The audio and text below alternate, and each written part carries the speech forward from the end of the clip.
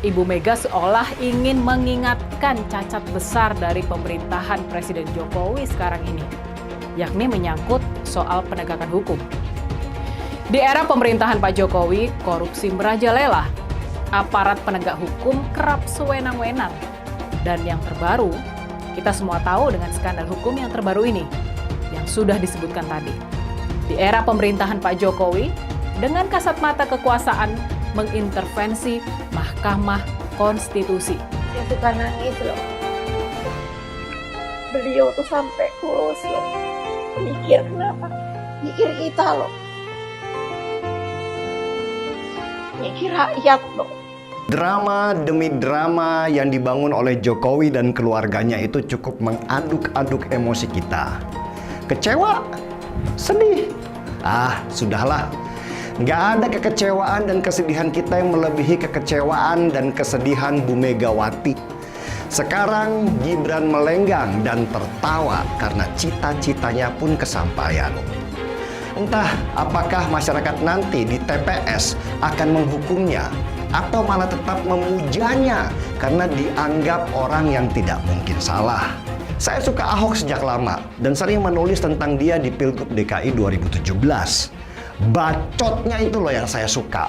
Keras, mungkin kasar, tapi dia apa adanya.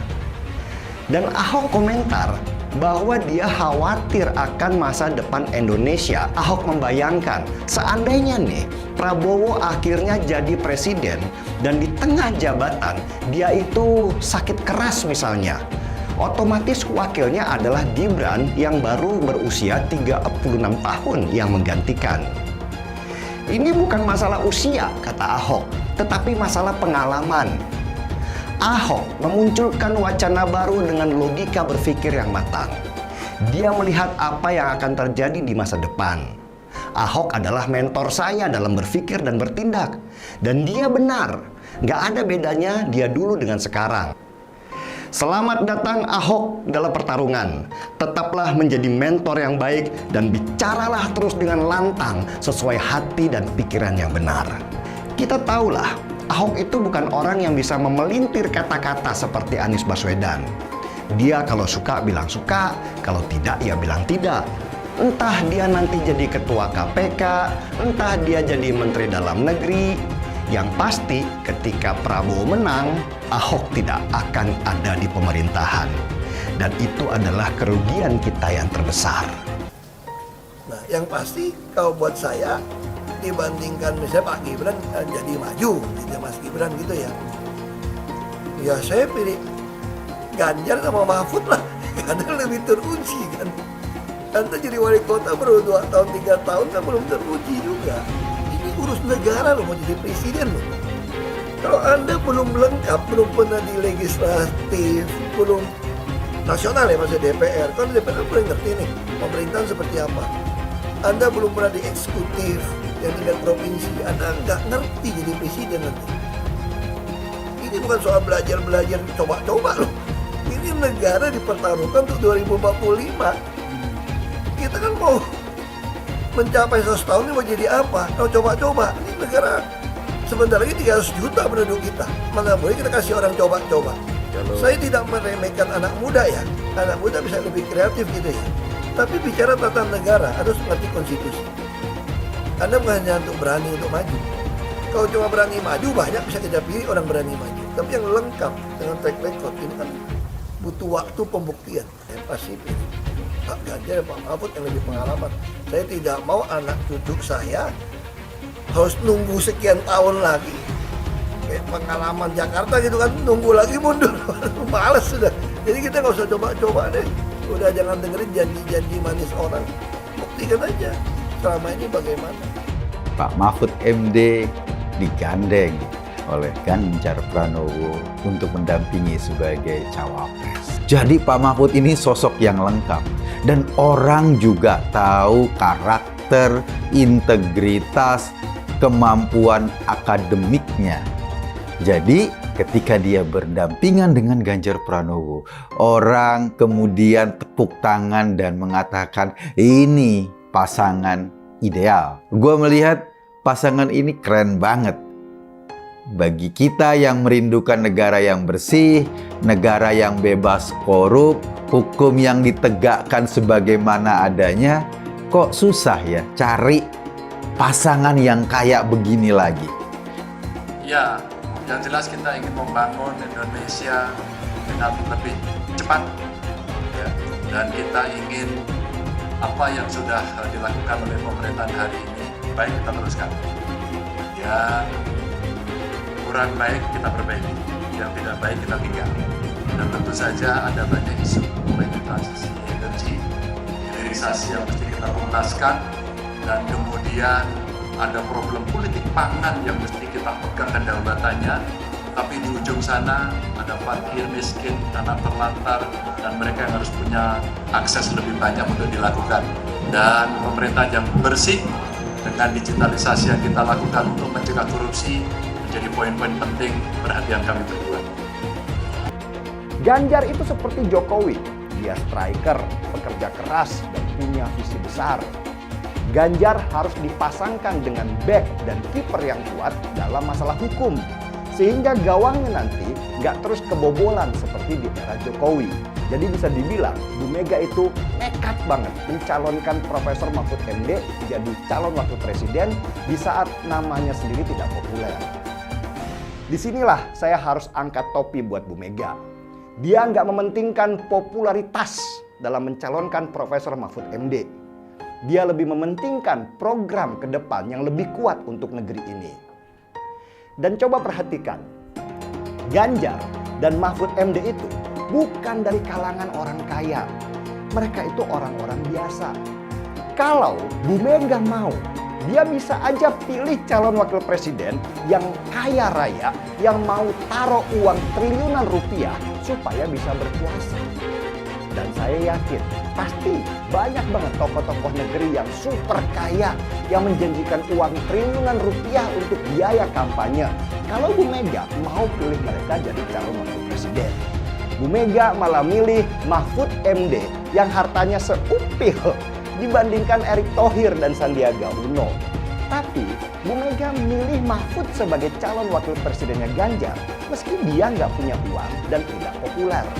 Nekat kan? Saya pernah dengar orang berkata, Ganjar dan Mahfud itu orang baik. Dan orang baik pilih orang baik. Wow, saya setuju banget. Bahkan ingin menambahkan, orang-orang baik harus mengawal orang baik. Saya pilih orang baik supaya negeri ini akan baik. Bagaimana dengan kalian? Anies Baswedan adalah yang terbaik dan paling baik-baik sebagai calon pemimpin di negeri ini. Alam semesta memberikan dukungannya kepada kita. Hingga betapa besarnya dan betapa beratnya rintangan itu, insya Allah kita akan mampu melewati itu, saudara semuanya. Kita akan mampu melewati itu, dan insya Allah kita akan membawa kemenangan kepada pasangan kita ini. Pasangan kita, amin. Pasangan kita, amin. Insya Allah. Harus dicek betul, pernah nggak calon pemimpin kita, calon presiden kita ini memecah belah umat. Kalau punya jejak pernah memecah belah umat, jangan dipilih. Kita lihat apakah pemimpin kita, calon pemimpin kita ini ya pernah menggunakan agama sebagai alat untuk memenangkan kepentingannya atau tidak. Kalau agama diperalat untuk merebut kekuasaan, jangan dipilih. Sekali lagi, kalau ada calon pemimpin yang punya rekam jejak memperalat agama untuk kepentingan politiknya, jangan dipilih. Maka kalian pendukung saya, haram hukumnya membawa isu sara, haram hukumnya.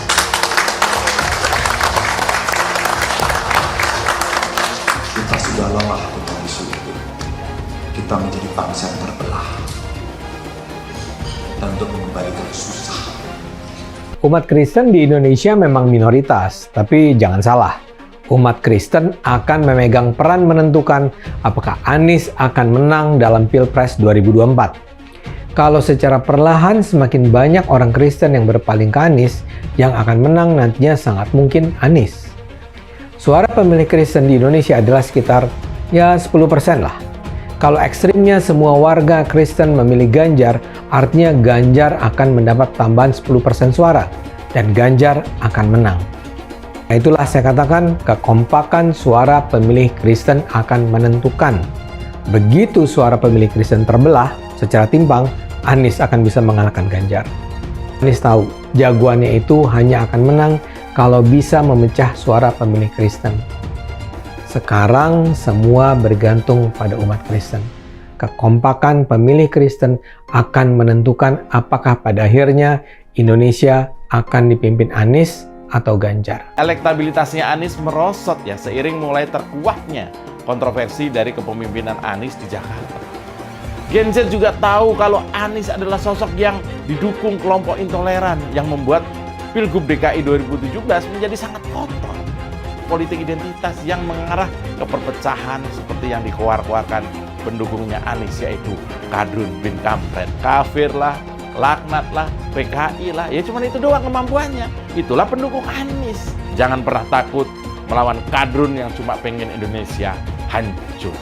Siap kawal kasus Ahok, siap penjarakan Ahok. Takbir, takbir, takbir. Siap kawal kasus Ahok. Siap. Siap kawal kasus Ahok. Siap. Betul. Betul. Tangkap, tangkap, tangkap si Ahok. Tangkap si Ahok sekarang juga. Tangkap, tangkap, tangkap si Ahok. Tangkap si Ahok sekarang juga. Takbir. Allahu Akbar. Takbir. Allahu Akbar. Tangkap, tangkap, tangkap si Ahok. Tangkap si Ahok sekarang juga. Tangkap, tangkap. Tangkap si Ahok sekarang juga. Lagi. Penjajahan di depan mata itu di Jakarta. Kita semua pribumi ditindas dan dikalahkan. Kini telah merdeka. Kini saatnya kita menjadi tuan rumah di negeri sendiri. Anies, ibunya Arab, bapaknya Arab, kakeknya Arab. Mas Anies nikah dengan keturunan Arab. Menantu Mas Anies, anak Mas Anies nikahnya dengan Arab lagi. Jadi Mas Anies kalau merepresentasikan Indonesia agak kurang keindonesiaannya. Mungkin 3% Indonesia aja yang bisa direpresentasikan oleh Mas Anies. Nasdem mengingatkan rakyat bahwa Anies kurang mewakili Indonesia karena dia Arab. Apakah ini rasis? Menurut saya tidak. Menurut saya justru ini nasionalis. Seperti di Pilkada DKI dulu, mereka juga ketol ingatkan warga DKI bahwa Ahok itu Cina. Lihat, Cinanya Ahok selalu dibawa-bawa. Bahkan sampai terang-terangan ajak ganyang bantai Cina. Jadi sah-sah aja kalau Hasan Nasbi bilang Anies itu kurang mewakili Indonesia karena dia Arab. Lah mereka juga dulu begitu. Kalau Cina dianggap bukan pribumi, sementara Arab dianggap pribumi, itu baru namanya rasis. Rasis biadab itu. Kalau Cina bukan pribumi, Arab juga bukan. Hasan Nasbi cuma mengingatkan, pilih presiden yang primitif saja. Saya bilang, Miss, ente nggak bisa jadi presiden. Kenapa? Karena presiden adalah orang Indonesia asli, saya bilang. DKI yang kita harapkan, Anies Baswedan yang begitu jelas Islamnya. 4 tahun 8 bulan jadi gubernur. Mana peraturan pergub saja yang melarang migrasi? Mana perda Islam apalagi? Yang akhirnya tidak berani juga menegakkan hukum. Banjir tetap banjir, macet tetap macet, kriminalitas Jakarta. Anda tahu, 2 menit sekali terjadi pencurian. Sekarang orang sedang euforia, dia mau dicapreskan. Bagaimana umat terjebak lagi, bodoh lagi, masuk lagi. Kalau misalnya memang Anies itu mau maju dan dia tekad mau menegakkan hukum Islam dan menyatakan perlawanan, saya peduli. Tapi dia tidak lakukan itu. Tahu nggak, sumur resapan yang ngabisin anggaran beratus miliar itu meresap air agar masuk ke dalam bumi sesuai dengan sunatullah. Tetapi ternyata sumur ini tidak meresap air, malah airnya itu menggenang di sumur-sumur itu. Sumur resapan itu sekarang harus disiapin pompa untuk menguras air di sumur resapan. Kalaupun dia harus makan babi sepanjang jadi presiden, mungkin akan dilakukan. Jangan sampai Indonesia jatuh ke tangan pembohong. Jangan sampai Indonesia jatuh ke tangan Anies Baswedan. Jangan hanya konsentrasi pada pembangunan, benda-benda mati yang indah difoto dan bisa ditunjukkan dalam 5 tahun hasilnya. Kalau kita mau menilai sebuah janji, maka lihat janjinya atau lihat kenyataannya. Dulu janjinya apa ya? Dan ini aneh, betul-betul aneh. Ini bukan kampanye, tapi saya sampaikan sini. Di satu sisi menyiapkan jalur-jalur air untuk dikirim ke laut, di sisi lain di lautnya dipasang dengan pulau reklamasi, tinggal tunggu waktu jadi rock, air balik. Dan ini melawan sunnatullah. Kenapa? Air itu turun dari langit ke bumi, bukan ke laut. Harusnya dimasukkan ke dalam bumi, masukkan tanah. Di seluruh dunia air jatuh itu dimasukkan ke tanah. Bukan dialirkan pakai gorong-gorong raksasa ke laut. Jakarta telah mengambil keputusan yang fatal. Bukan banjir, itu memang parkir air. Bukan banjir, itu memang parkir air. Masyarakat berkeliling dengan membawa toa untuk memberitahu semuanya, termasuk sirine. KAI-BON 82 miliar. Apa alat transportasi yang dimiliki oleh hampir setiap orang? Alat transportasi yang dimiliki semua orang adalah kaki. Saya mensyukuri kenapa kalah, kenapa ditahan. Saya bersyukur atas itu semua. Saya coba bayangkan ya, kalau seandainya waktu itu kita menang gitu ya, hari ini belum tentu kita bisa nikmati seperti ini. Kita bersyukur 5 tahun Tuhan izinkan kasih ke orang yang pintar ngomong untuk kerja. Coba kalau kita bayangkan gitu ya, kalau kemarin saya masih jadi gubernur, ini saya udah turun ini. Tapi yang pintar ngomong itu dikira orang hebat kan? Ini lebih berbahaya tahun 2024, langsung ketahuan karakternya. Langsung ketahuan itu. Di saya juga ada kutipan Pak di kamar saya Pak. Tulisannya, Jakarta telah mengambil keputusan yang fatal. Gus Dur itu buta mata juga buta hati. Pancasila Soekarno, ketuhanan ada di pantat. Anak Tuhan dari mana? Kalau Yesus anak Tuhan, bidangnya siapa? Besok di seluruh wilayah Indonesia kami katakan dan Iblis hanya menggoda orang yang beriman. Makanya jarang-jarang orang kafir kerasukan setan. Yang kerasukan setan itu orang baik-baik. Jarang, saya belum pernah nengok Cina kerasukan setan. Pernah tak Ahok itu kerasukan setan? Enggak, setannya juga. Karena sesama setan dilarang saling menggoda. Karena di salib itu ada jin kafir. Karena di salib itu ada jin kafir. Karena di salib itu ada jin kafir. Haleluya. Kepalanya ke kiri apa ke kanan? Kepalanya ke kiri apa ke kanan? Tetap percaya salib itu lambang mulia, bukan jin. Kok ketawa? Aku nggak nyindir siapa-siapa loh. Kalau Anda tanya saya jadi presiden, saya hari ini jadi presiden juga saya tahu apa yang saya mesti kerjakan. Karena saya udah kenyang dari DPRD tingkat 2, dari pengusaha, DPRD tingkat 2, bupati. Bupati itu paling kerja benar, paling ngerti tuh soal daerah seperti apa. Sampai hari ini portofolio saya lengkap sampai ke BUMN. Saya pernah legislatif, pernah eksekutif, tapi nggak usah andai-andai gitu kan. Tapi kalau saya hari ini jadi saya tahu apa yang saya mesti kerjakan. Ya Anda nggak usah khawatir. Kita nggak bisa hindari ada orang memanfaatkan soal SARA untuk kampanye, apalagi untuk menjatuhkan kita yang dikategorikan sebagai minoritas. Tapi bagi saya, ketika kita ada turun ke masyarakat, masyarakat juga bisa membaca, bisa merasakan mana yang tulus, mana yang tidak. Jadi ada guyonan gini dari teman-teman saya, bahwa saya itu bukan cuma double minoritas, tapi triple. Artinya apa?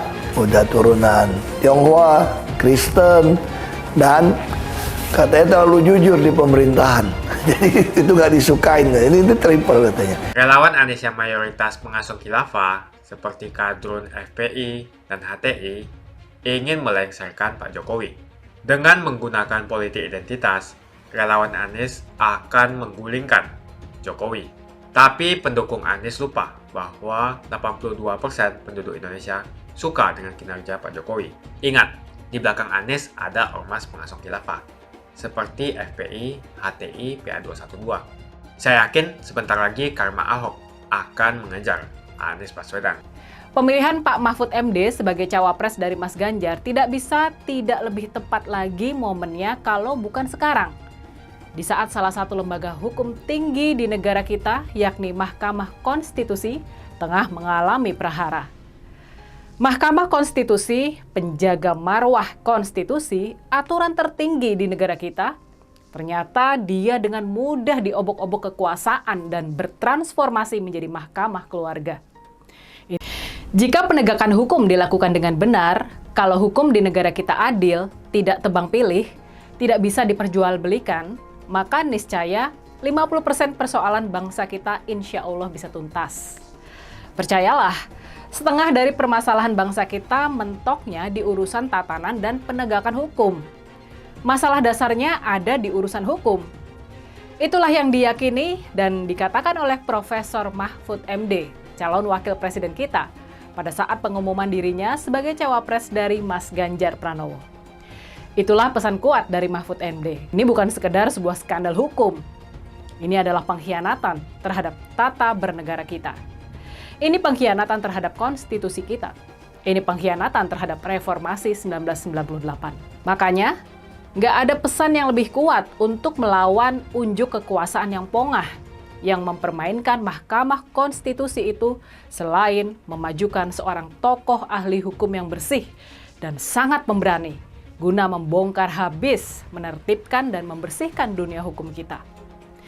Dan sekarang memang tidak ada tokoh yang sanggup, yang punya semua kriteria, baik keilmuan maupun moral, untuk melaksanakan tugas maha berat sekaligus maha penting ini, selain seorang Muhammad Mahfud Mahmudin.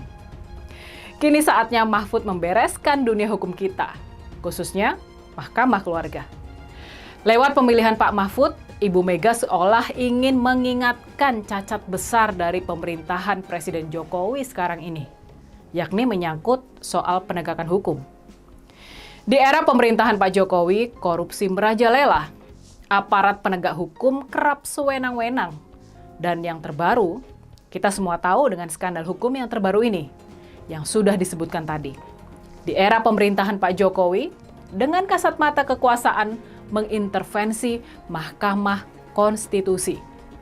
Percayalah, tanpa keadilan, tidak ada kemakmuran. Pemilihan Pak Mahfud untuk mendampingi Mas Ganjar bisa jadi pemilihan Pak Mahfud untuk mendampingi Mas Ganjar adalah jeweran keras dari Ibu Mega untuk anaknya. Ini jeweran keras Ibu Mega untuk Pak Jokowi, presiden kita, politisi PDI Perjuangan, yang sudah dianggap sebagai anak sendiri oleh Ibu Mega. Sebab hanya apabila hukum ditegakkan dengan benar dan aparat-aparat hukum berlaku adil, sistem meritokrasi dapat berjalan dengan baik.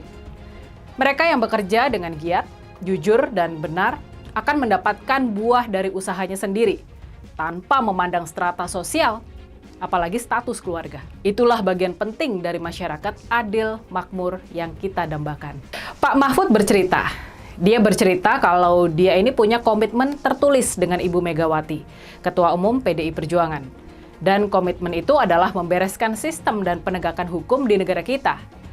Ini sebuah komitmen dan tugas maha penting kalau kita ingin Indonesia jadi negara maju. Makanya sangat banyak rakyat yang menentang kesewenangan kekuasaan yang terjadi sekarang ini. Sebagaimana mereka menentang kediktatoran dan menumbangkan Orde Baru 25 tahun yang lalu. Kini ada di pundak Pak Mahfud, menteri dan mantan hakim agung dan politisi yang tetap sederhana dan bersahaja itu, nasib penegakan supremasi hukum di negara kita ke depannya. Ibu Mega mempercayai Pak Mahfud dan kita semua juga mempercayai sosok yang sangat pemberani ini. Semakin dekat Pilpres, relawan Anies semakin beringas dan Anies semakin galau. Dengan menggunakan politik identitas, relawan Anies akan menggulingkan Jokowi. Relawan Anies yang mayoritas pengusung khilafah, seperti kadrun FPI dan HTI, ingin melengsarkan Pak Jokowi.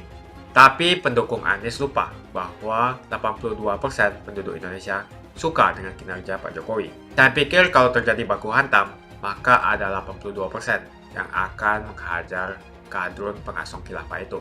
Kalau melihat perkembangan koalisi politik yang paling agresif memperluas basis kerjasama yang sudah konkret adalah koalisi Ganjar. Sejak Ganjar diumumkan oleh PDIP, sudah resmi koalisi Ganjar ini didukung oleh 3 partai, yaitu P3, Hanura, dan juga Perindo. Nasdem pun semakin pusing melihat Anies, karena elektabilitas Anies semakin jatuh, dan banyak kader-kader Nasdem terjerat kasus korupsi, seperti belakangan kasus korupsi BTS. Kasus korupsi 8 triliun yang dilakukan oleh kader terbaik Nasdem yaitu Johnny G. Plate, ini sangat menghantam Partai Nasdem, Menteri dari Kementerian Pertanian, di mana ini juga adalah dari Partai Nasdem.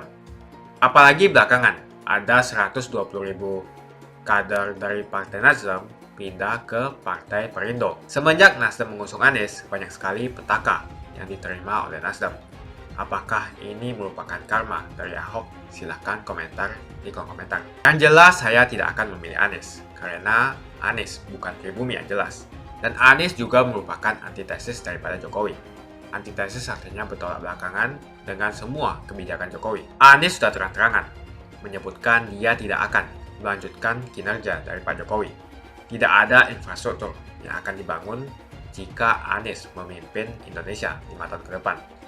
Lagi pula, Anies juga didukung oleh khilafah dan pendukung Anies dari ormas seperti FPI dan juga HTI. Apa kita mau FPI dan HTI kembali di Indonesia jika Anies memimpin? Anies adalah bapak politik identitas yang menghalalkan segala cara untuk menggapai kekuasaan, termasuk menggunakan politik identitas berbasis agama. Kita lihat di kasus Ahok.